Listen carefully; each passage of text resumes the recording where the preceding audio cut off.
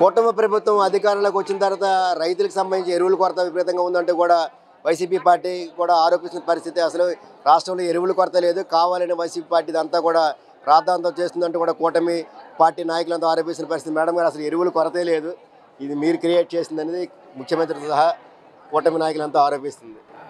ఈ ఆరోపణలు వాళ్ళు క్యూలో నిల్చున్న రైతుల దగ్గరికి వెళ్ళి చేస్తే బాగుంటుంది. యాక్చువల్గా ఈ రాష్ట్రంలో ఈ ఎరువుల కొరత అనేది తెలుగుదేశం పార్టీ నాయకుల అవినీతి వల్లనే వచ్చిందనేది స్పష్టంగా అర్థమవుతుంది. ఎందుకంటే ఈ ఖరీఫ్ సాగు చేస్తున్న భూమికి సరిపోయినట్టుగా, పంటకు సరిపోయినట్టుగా ఎరువులు కేంద్ర ప్రభుత్వం ఇచ్చినా కూడా దాన్ని తెలుగుదేశం పార్టీ నాయకులు బ్లాక్ మార్కెట్కి తరలించడం వలన ఈరోజు ఈ రాష్ట్రంలో ఎరువుల కొరత ఏర్పడి ఇలా క్యూలో బారులు తీరి రైతులు ఎండలో పడి ఎరువుల కోసం వెతుక్కునే పరిస్థితి కల్పించారు. అలాగే గతంలో జగన్మోహన్ రెడ్డి గారు ముఖ్యమంత్రిగా ఉండేటప్పుడు మనం చూసాము, ఆర్బీకేల ద్వారా అలాగే ఈ కేవైసీ ఏర్పాటు చేయడం మనం అందరం స్పష్టంగా చూసాము. ఏనాడైనా గత 5 ఏళ్ళలో రైతులు విత్తనాల కోసమైనా ఎరువుల కోసమైనా వాళ్ళకి కావాల్సిన ఏ అవసరాల కోసమైనా ఇలా క్యూలో నిలబడి ఇబ్బందులు పడే పరిస్థితి, కోట్లాడుకునే పరిస్థితి మనం చూసామా అని నేను అడుగుతున్నాను.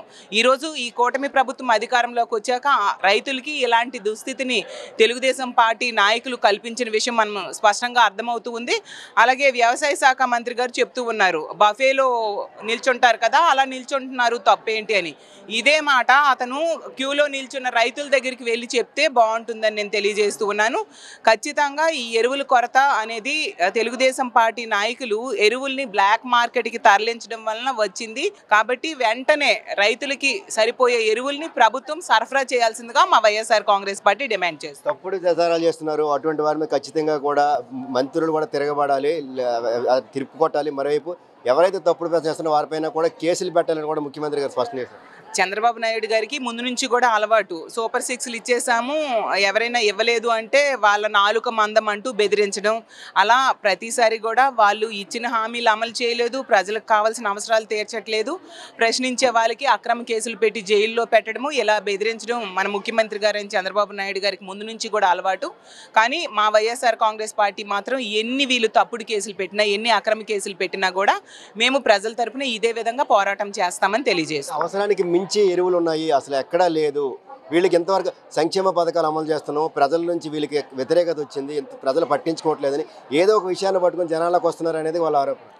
మరి సరిపోయినంత ఉంటే ఆ క్యూలో నిల్చొని రైతులు ఇబ్బందులు పడి అలాగే బ్లాక్ మార్కెట్లో కొనుక్కునే దుస్థితి ఎందుకుంది?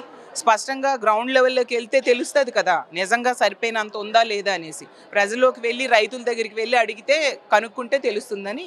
కేంద్ర ప్రభుత్వం నుంచి కూడా అవసరానికి మించి తీసుకొచ్చా ఉన్నాయి, అధికారులకు సంబంధించి కూడా మేము చెప్పేది కూడా అదే అండి. కేంద్ర ప్రభుత్వం కావాల్సినంత ఎరువులు ఇచ్చింది, కానీ తెలుగుదేశం పార్టీ నాయకులు ఆ ఎరువుల్ని బ్లాక్ మార్కెట్కి తరలించారు.